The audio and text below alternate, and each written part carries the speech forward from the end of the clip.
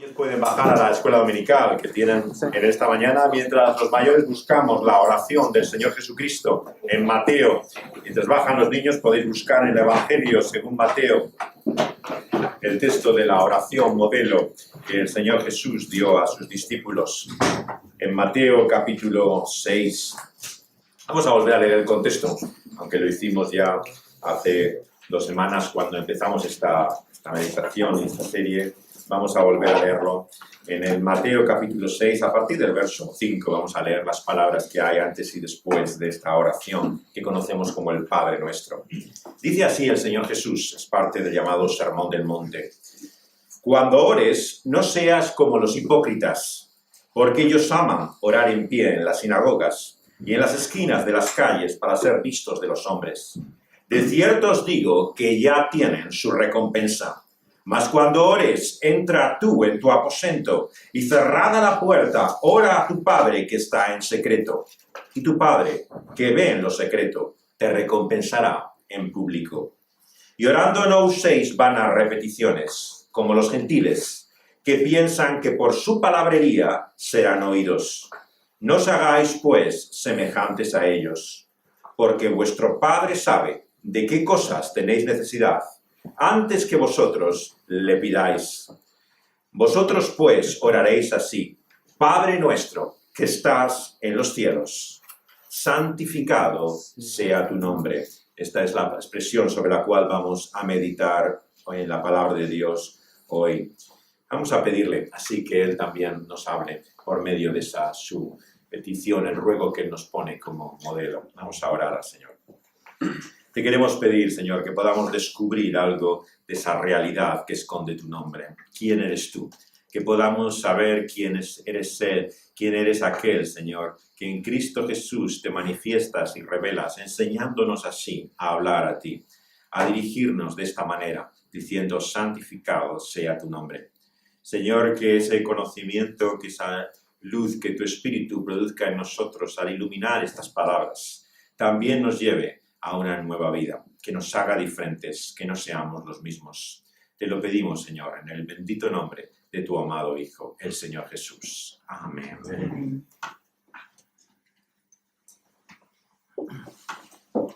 ¿Qué es lo que hay en un nombre? En cierto sentido, vemos que cuando hablamos de Dios, de quien hablamos es de un nombre, de una palabra. Si le preguntamos a la gente, ¿cree en Dios?, ¿qué es en definitiva lo que nos están diciendo cuando dicen que creen en ese nombre o esa palabra de Dios? Lo que sabemos es que es muy distinto, lo que las personas entienden por Dios. Habrá algunos que piensen en términos de una fuerza impersonal, energía, que de alguna manera está en el universo detrás de toda potencia o de física, y le pueden llamar Dios, como le pueden dar simplemente el nombre de energía. Otros, sin embargo, piensan en un concepto realmente más elevado todavía que una fuerza o energía física. Hablan del todo. En tantas religiones orientales, ¿no?, de la antigua India, conocemos esta visión siempre, ¿no?, de Dios como esa pluralidad que llena el todo, el universo, y del cual nosotros formaríamos parte y un día también estamos destinados a unirnos a ella, ¿no?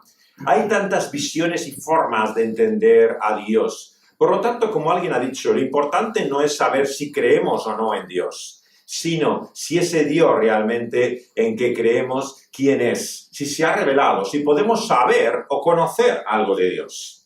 Porque claro, ¿de qué serviría saber que existe un Dios si no podemos tener ningún conocimiento de Él que afecte realmente nuestra vida, que tenga algo que ver con nosotros?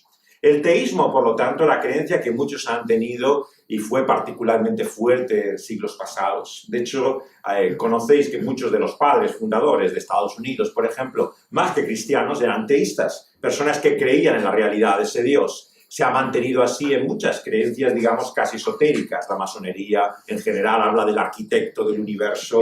¿Cuántas de esas filosofías ha habido que mantienen la idea de un Dios? Pero ¿cambia eso realmente algo de su vida?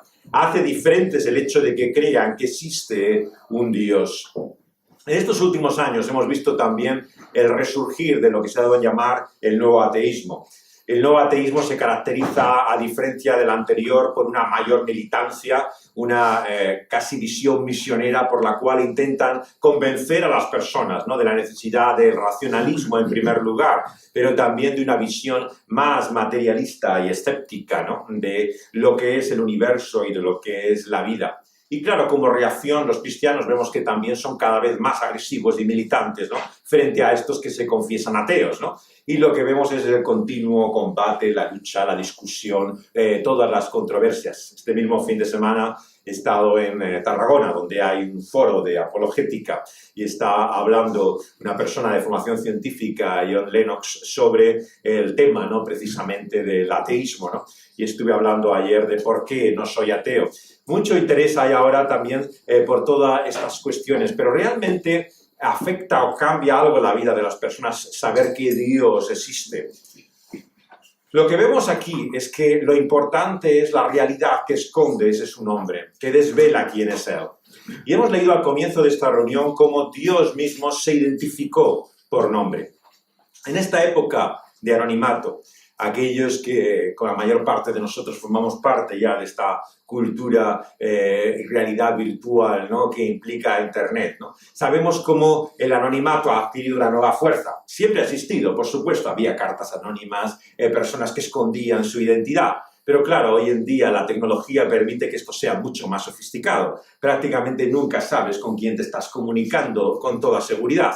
Y siempre hay ese enmascaramiento, ¿no?, de la realidad de quién es uno. Pero aquí encontramos la realidad de alguien que se revela, se manifiesta por su nombre, que no permanece anónimo, sino que se da a conocer. Lo leemos en las palabras que Dios le dice a Moisés cuando se revela y le dice: yo soy el que soy.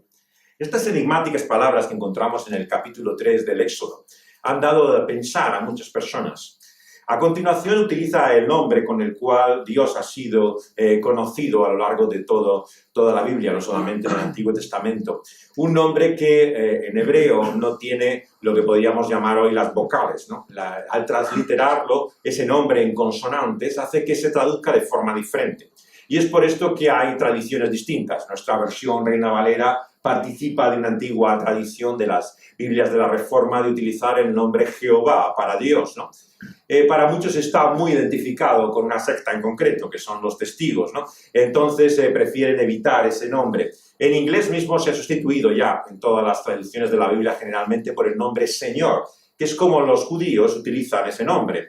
Nunca han pronunciado ese nombre y utilizan Adonai, ¿no? Que es la forma de dirigirse a ese nombre de Dios que se puede transliterar como Jehová o como Yahvé, que es el nombre como habitualmente en nuestra cultura católica la gente conoce el nombre de Dios en el Antiguo Testamento. Las discusiones son interminables sobre qué podría ser más cercano a la pronunciación y realmente no merece la pena ni siquiera muchas veces profundizar en ello, porque son simplemente interpretaciones, opiniones, no tenemos ninguna seguridad de cómo se podría pronunciar ese nombre. Por lo tanto, aunque algunos indican que probablemente sería Yahvé la forma más adecuada de poder pronunciarlo, muchos simplemente decimos Señor para ahorrarnos los problemas. Pero finalmente lo que encontramos es la realidad que ese nombre desvela. Un nombre que se ha dado en llamar el nombre del Dios de la alianza o el Dios del pacto. ¿Por qué? Porque es el nombre que Dios usa a continuación con aquellos hombres y mujeres a los cuales se revela al principio de la Biblia. ¿Recordáis cómo Dios va formando de esa familia primera un pueblo, ¿no? Y finalmente da lugar a esa gran nación que es Israel y que se revela y manifiesta a Dios para ellos. Y ya desde el principio, cuando se mostró a Moisés, le dio también un mandamiento en el Sinaí. Le dijo que no tomaran su nombre en vano. El pueblo judío ha sido siempre muy cuidadoso por esto, casi digamos supersticioso, porque realmente le dan una fuerza a la pronunciación de ese nombre casi mágica, ¿no? En cierto sentido, es como todavía se utiliza el nombre para muchas personas. Es como si la mera pronunciación desatara alguna fuerza o energía, ¿no? El nombre de Dios, ¿no? Desde luego que incluso aquellos que presumen y se ufanan de no creer en Dios utilizan su nombre. En primer lugar, para maldecirlo. Claro, la blasfemia es el lenguaje más universal y generalizado en que se menciona el nombre de Dios, ¿no? Se utiliza incluso en la pornografía, cada vez realizado con actos sexuales. ¿Cuántas veces se utiliza el nombre de Dios de la forma más ofensiva y blasfema?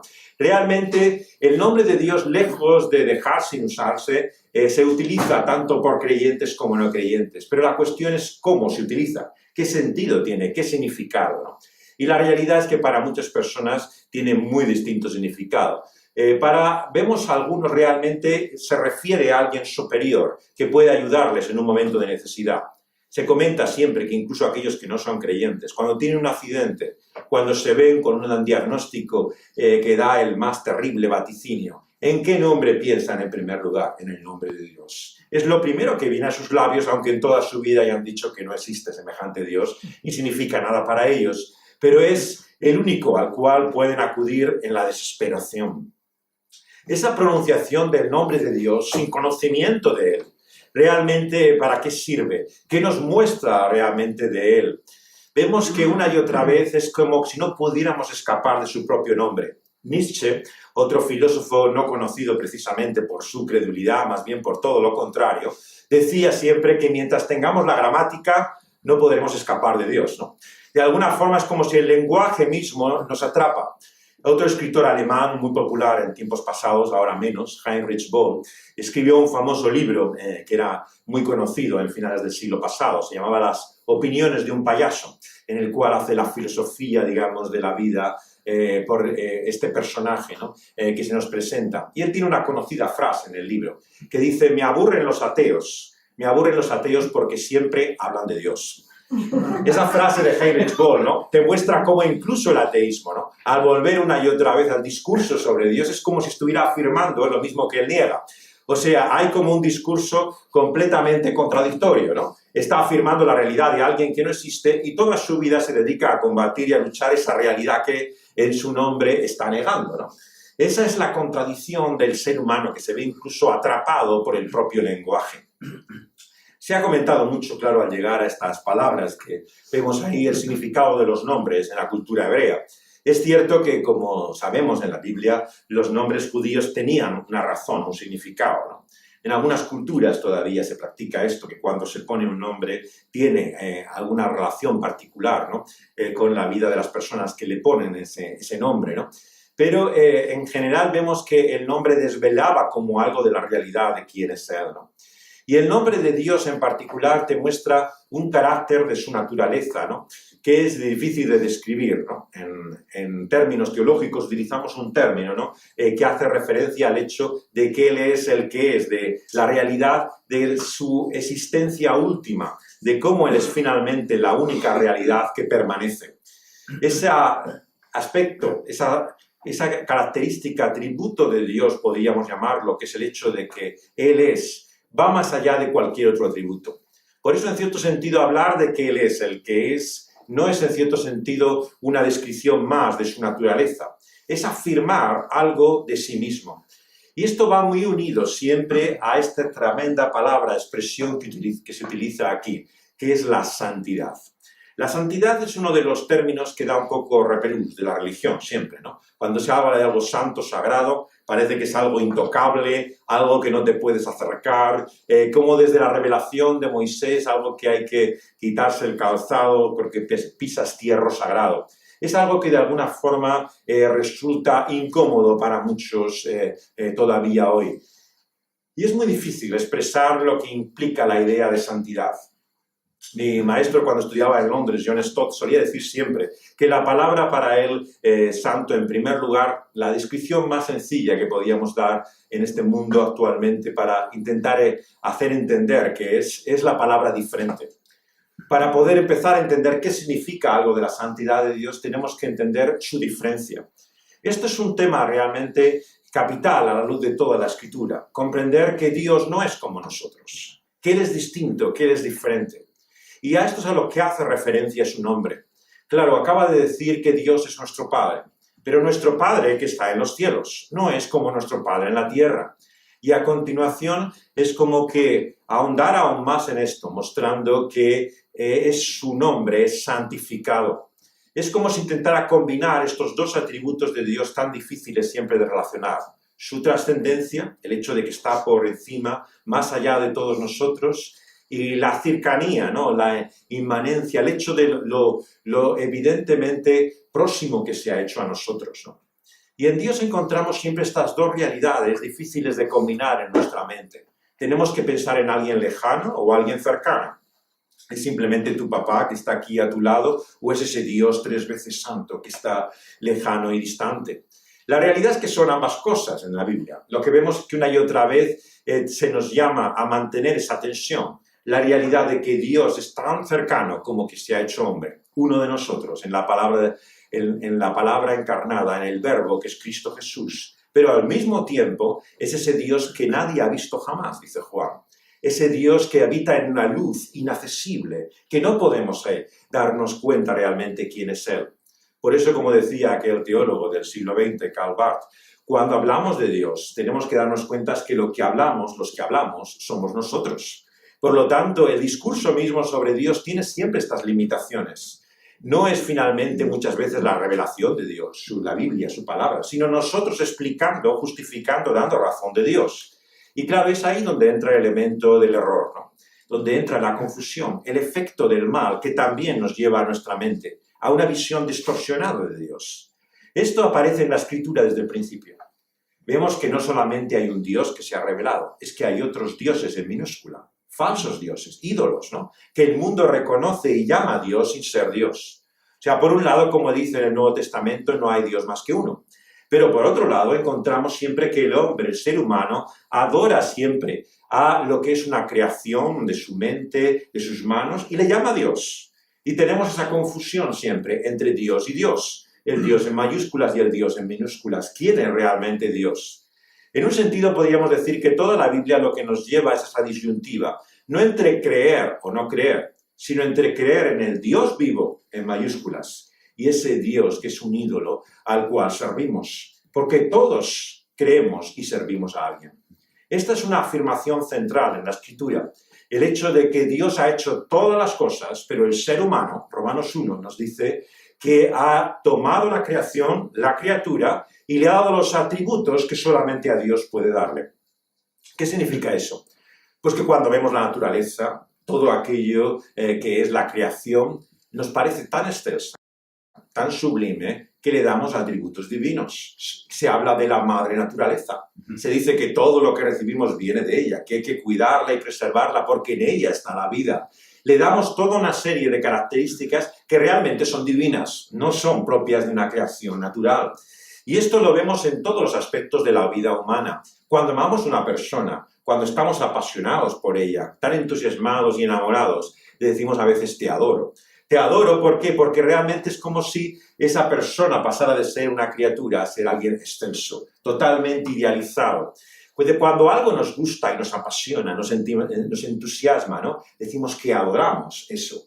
Por lo tanto, la adoración es como si estuviera intrínseca, de tal forma en el ser humano que es inevitable caer en ella. Bob Dylan, el cantante judío norteamericano, lo expresó en una de sus canciones en su época cristiana, a finales de los años 70, cuando él dijo, todos tenemos que servir a alguien, y hace una larga lista, ¿no?, de lo que las personas son en el mundo y lo que pueden hacer, y le añade a cada una de ellas este coro, pero todos tenemos que servir a alguien. Puede ser al diablo, ¿no?, o puede ser a Dios, pero todos tenemos que servir a alguien. La idea, por lo tanto, de que el ser humano siempre está al servicio de algo, de alguien, es central en la Escritura. Es como si no pudiéramos escapar a ello. Otro gran teólogo que fundó la universidad donde yo estudié en Holanda, Herman Bavinck, en el siglo XIX, él dijo también que si la creación de Dios, el universo mismo, ¿no?, es obra de sus manos, ¿no?, lo que nos muestra, por lo tanto, es revelación, dice Romanos 1, de quién es Él. Y dice, no hay nada entonces en este universo y en esta creación que sea absolutamente ateo. Todo lo que conocemos, todo lo que es por ser creación de Dios, obra de sus manos, habla de alguna forma de Dios. Por eso es que el ateísmo es una contradicción en términos. No podemos escapar de la realidad de Dios. Romanos 1, no tenemos excusa. El ser humano delante de Dios no podrá decir que no tiene ningún testimonio de quién es Él, porque todo lo que nos rodea y lo que somos habla de la realidad de quién es Él. Claro, el problema es que ese conocimiento no es suficiente para salvarnos, dice Romanos 1. O sea, lo que nos sirve es para el juicio, para no tener excusa. Este fue, claro, el gran error muchas veces de la llamada teología natural, que hizo esa creación, esa naturaleza, la divinizó y consideró que nos hablaba de esa forma de Dios, ¿no? Pero no es suficiente esto realmente para librarnos de nuestro mal. Como decía también aquel teólogo Calvar, lo que nos muestra esa revelación natural es el juicio, es la condenación, es el hecho de que estamos perdidos. Por lo tanto, no podemos construir en ello un conocimiento salvífico de Dios. La creación no nos libera. La naturaleza no tiene en sí misma el poder ni la capacidad para poder hablar de Dios de una forma tan clara y evidente que todos le descubran a Él. Basta mirar a la ciencia. Hay científicos creyentes y no creyentes. Hay cristianos y no cristianos. Son los mismos hechos, la misma naturaleza, la misma creación, pero la conclusión, la observación de cada uno de ellos lleva a una visión totalmente diferente del mundo. Uno es una visión en que no incluye a Dios, ¿no? Y otros que ven a Dios reflejado en ella. Por lo tanto, no es que haya una limitación en Dios, ¿no? La limitación está en nosotros, dice Romanos 1. No es que Dios no haya dejado testimonio en la creación y no hable por medio de ella. El problema es nuestra propia ceguera ante ese testimonio. Y esa ceguera vemos que es tremenda. En cierto sentido nos puede llevar a finalmente nuestra propia destrucción y juicio. Nos lo muestra así Romanos 1. Dios puede hacer finalmente que una persona que prescinde de Él totalmente, Dios llegue un momento y le diga, si no quieres contar conmigo, pues conmigo no contarás. Y ese será su final más terrible.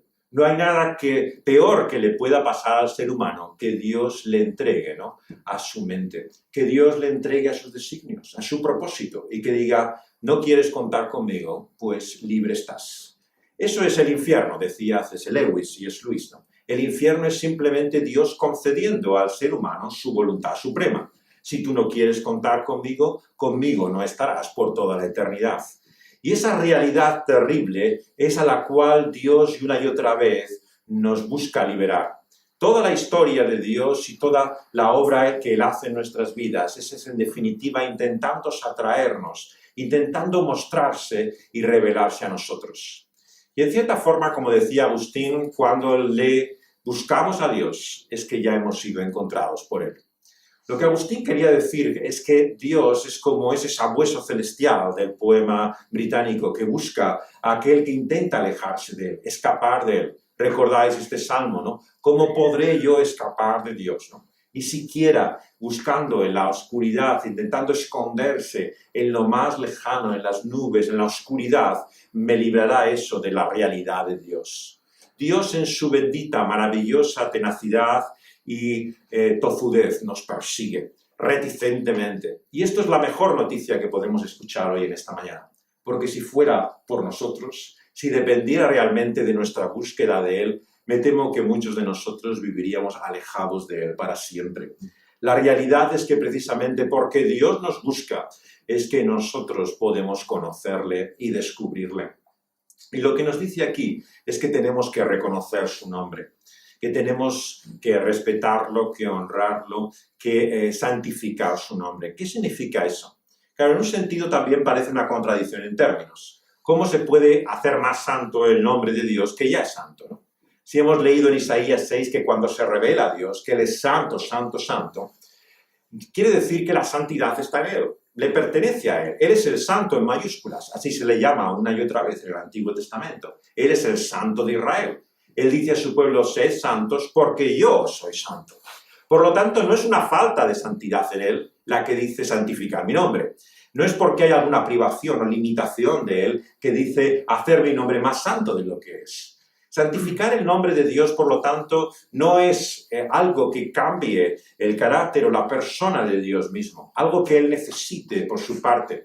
Es todo lo contrario, es la necesidad que nosotros tenemos, no la necesidad que Él tiene. Y lo que nos quiere hablar en definitiva es de lo que es la fe. La fe es, como decía Lutero, dejar a Dios ser Dios. Es reconocer que Dios es totalmente otro, que es totalmente santo, ¿no? Y que tenemos que entender la diferencia, la distinción que hay entre nosotros como criaturas y el Creador. Es ver, en primer lugar, la liberación que es nuestra propia limitación. Reconocer la realidad de nuestra creación como criaturas suyas, ¿no? Y cómo el proyecto en el cual estamos en esta vida no es el de divinización de nuestra condición humana, sino el de reconocimiento, glorificación y exaltación de ese Dios que está por encima nuestro. Esto es algo que se ha confundido mucho, no solamente en las religiones orientales, sino me temo incluso en la ortodoxia oriental. Es toda ella una divinización del ser humano. Lo que busca es finalmente en la eternidad que el ser humano sea hecho tan a imagen del Señor Jesucristo que se haga divino, que finalmente no haya distinción entre ese Dios y el hombre. Muchas veces el misticismo va por ese camino de exaltación del ser humano de su condición. Pero esto no es lo que vemos en la Biblia. El propósito último, como hemos visto en Apocalipsis, es reconocer al que está sentado en el trono, en la majestad, en la soberanía, no nosotros hacernos como Él y convertirnos en dioses. La criatura será siempre criatura. Y esto para algunos es una limitación, pero para otros, aquellos que conocemos la realidad maravillosa de lo que significa saber quién es Dios, es una liberación. Porque somos humanos, no somos otra cosa. No somos ángeles ni somos dioses, ¿no? Tampoco demonios. Somos seres humanos, creación y criatura, y estamos hechos con ese propósito. Y nos dice el Evangelio que Dios no ha venido a este hombre, a este mundo, para buscar al hombre y hacerle algo más o menos que hombre, sino realmente quién debería ser, verdaderamente humano.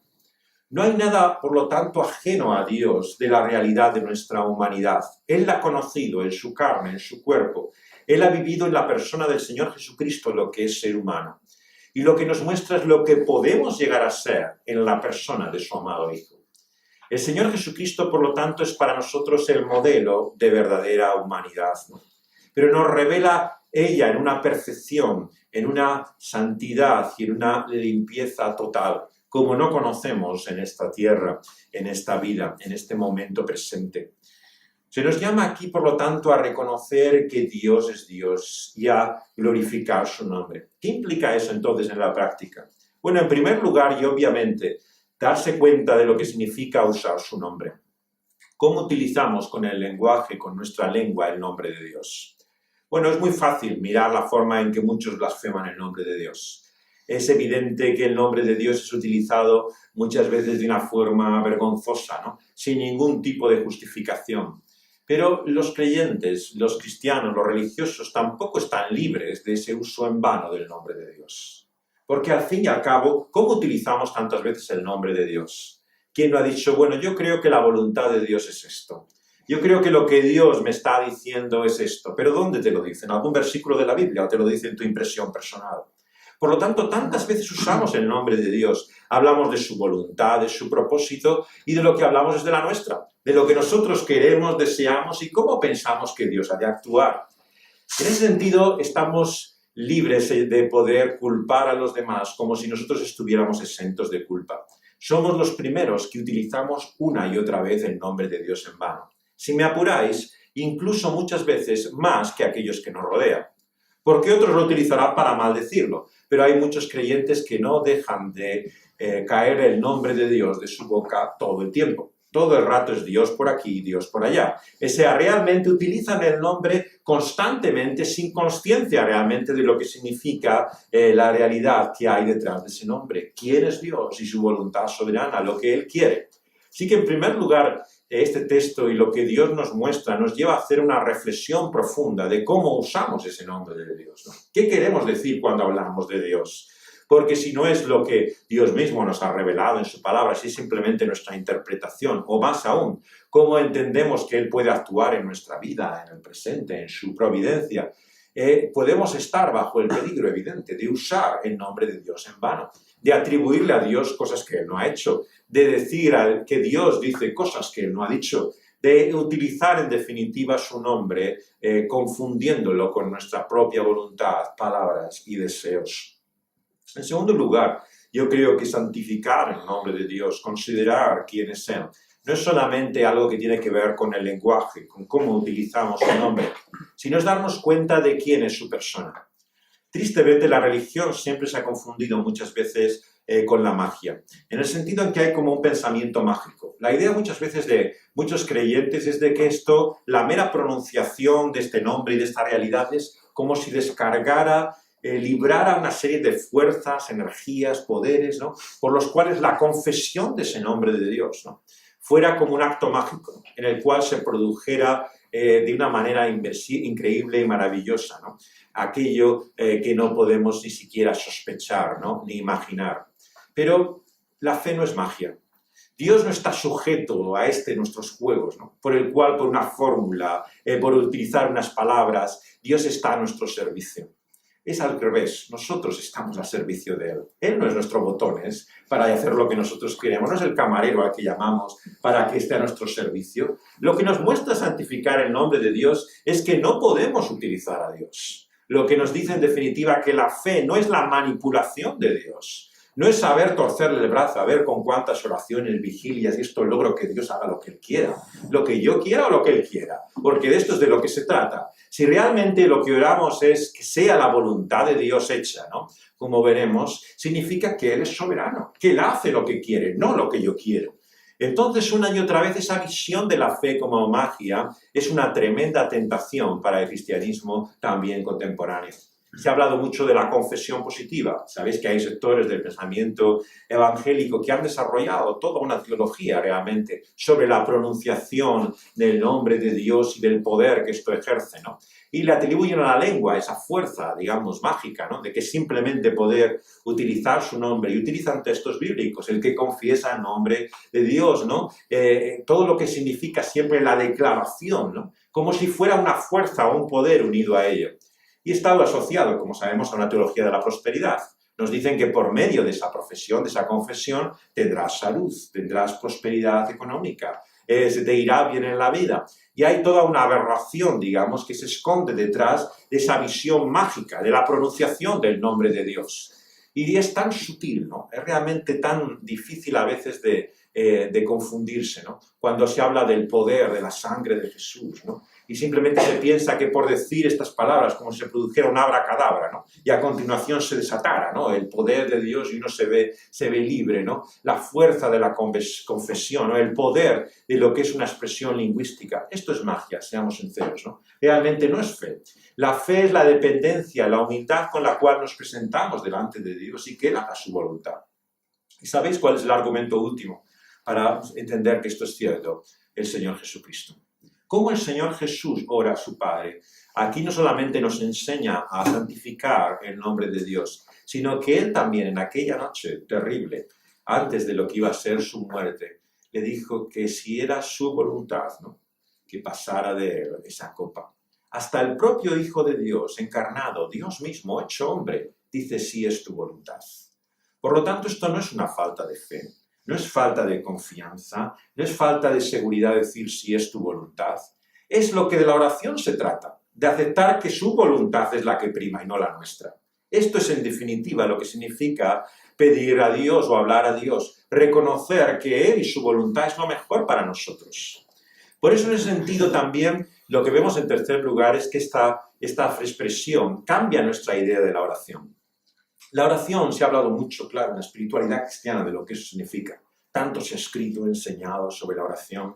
Hay iglesias que hacen gran énfasis en ella, otras menos, ¿no? Iglesias que la han convertido en un ritual en el cual se repite, como en las palabras que hemos leído en el Sermón del Monte, como un bla, bla, bla, las oraciones y los rezos sin ningún significado. Y el Señor le dice, no oréis como estos, ¿no? Que no saben lo que dicen, que repiten constantemente esas expresiones. Qué ironía, ¿verdad? Que luego su oración modelo se convirtiera en eso mismo. Es probablemente la oración que menos significado y sentido tiene para los religiosos hoy en día. La dicen exactamente sin ningún pensamiento, sin ninguna idea. El Padre Nuestro se repite en cada culto religioso sin significado. Pero Jesús precisamente advierte sobre esto. ¿Qué significa la oración? La oración, como nos dice aquí, no es realmente nuestra abundancia de palabras. El hecho de que Dios quede apabullado finalmente porque tanto oramos que algo tendrá que hacer, ¿no? O sea, esta visión de Dios es sinceramente absurda. O sea, pensar que necesitamos llenar de palabras de tal forma el cielo que finalmente Dios actúe es una visión totalmente extraña a lo que el Señor Jesús nos muestra, que es la oración. Por eso nos dice que no oremos como aquellos, ¿no? Que con sus vanas repeticiones, como gentiles, piensan que por esa palabrería, versículo 7, serán oídos. No hagáis como ellos, dice el versículo 8. ¿Por qué? Porque vuestro Padre que está en los cielos sabe de qué cosas tenéis necesidad, antes incluso de que se lo pidáis. La oración también, por lo tanto, no es una información a Dios. ¿Cuántas veces se ha convertido en esto el tiempo de oración, ¿no? Los grupos de oración, en mostrar a Dios las necesidades que hay, ¿no? Y se hacen listados, se hace todo tipo de cosas que tenemos que ser conscientes que hay que orar por ellas, como si Dios no supiera de estas cosas. O sea, tenemos que informarle nosotros realmente de estas necesidades y estas cosas porque Dios nos sabe. Esta visión es extraña totalmente a lo que Jesús entiende que es la oración. La oración no es dar noticia a Dios de algo, porque Dios no necesita noticia de nada. Dios sabe todas las cosas, Él conoce todo, lo conoce antes incluso de que tú se lo digas. Y por lo tanto Dios no depende de esa información para poder saber lo que hace falta. La oración por su propia naturaleza y carácter implica por lo tanto esa confianza y dependencia de ese Dios que todo lo sabe, pero que también como un padre amante, ¿no?, cuida de nosotros. Es por eso que la oración es de fe o no es oración. O sea, la verdadera oración se muestra en el contexto de una relación con Dios como un Padre del cual dependemos, en el cual confiamos. Por lo tanto, cuando nos dirigimos a Él, cuando nos abrimos a Él y le mostramos la realidad de lo que somos, no es que Él la descubra, sino todo lo contrario. Nosotros nos damos cuenta que ante Él todas nuestras necesidades son conocidas, que Él sabe realmente lo que nos pasa mejor que nosotros mismos.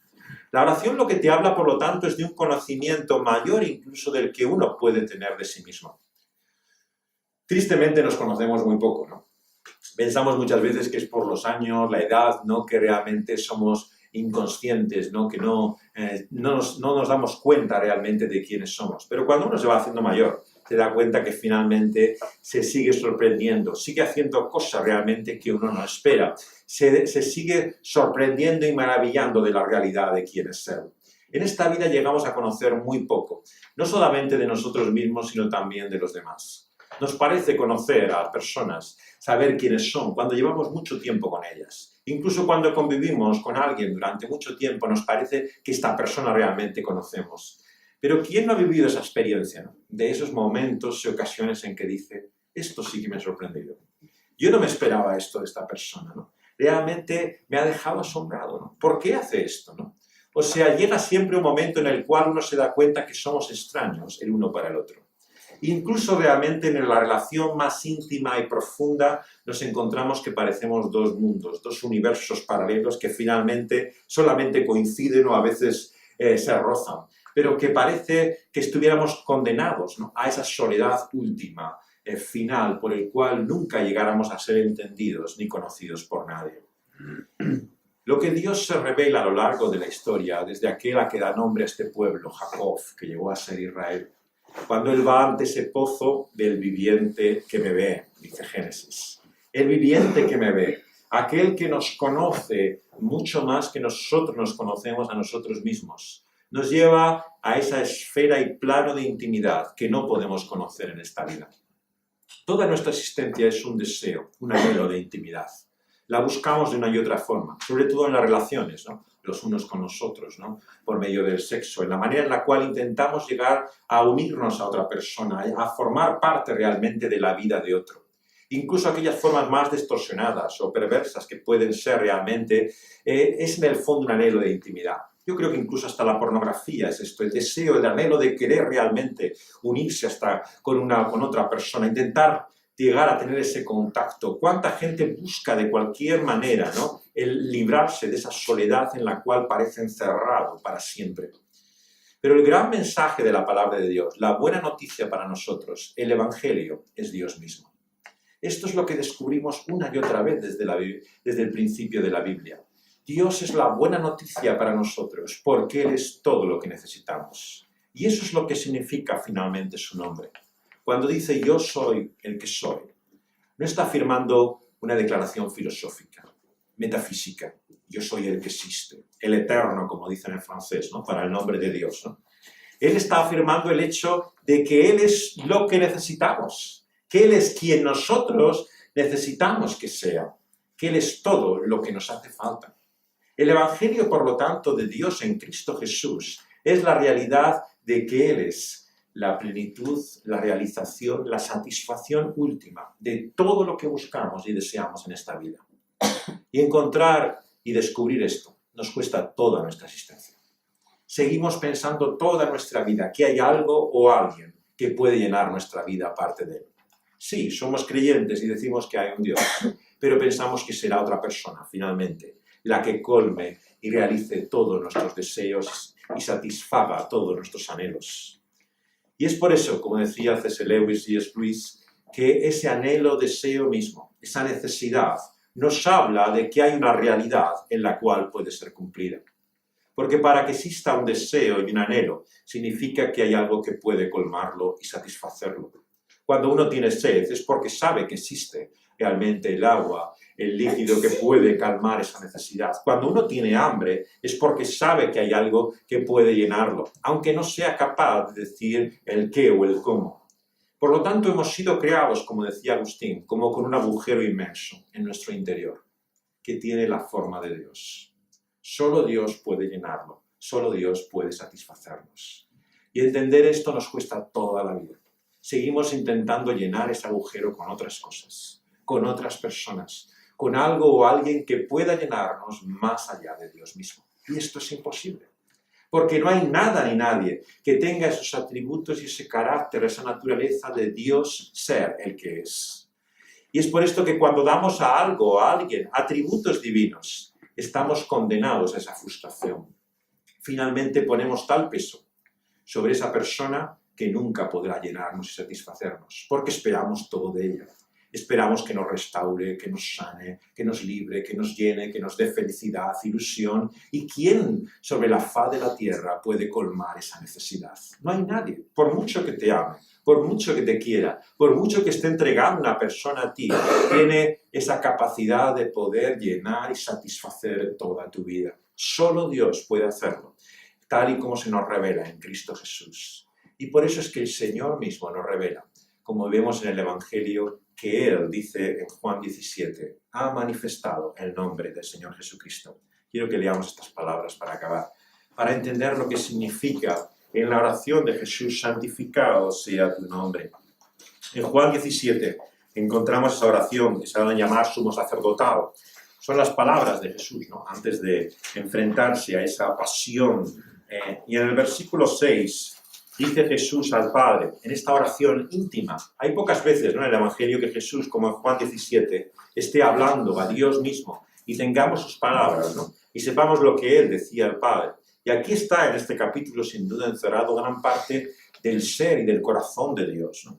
Y dice Juan 17, versículo 6, he manifestado tu nombre a los hombres del mundo que me diste, dice en el versículo 6. Tuyos eran y me los distes y han guardado tu palabra. Y dice el versículo 26, al final de toda esta oración, y les he dado a conocer tu nombre, y lo daré a conocer aún, para que el amor con que me has amado esté en ellos, y yo en ellos. ¿Qué es en definitiva lo que Cristo Jesús nos manifiesta y revela de su nombre?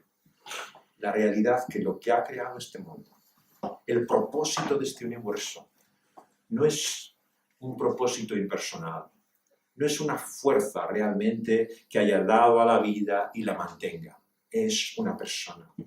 Y esa persona expresa la realidad de quién es para nosotros, ese Dios personal, en aquello que encerramos en el nombre amor.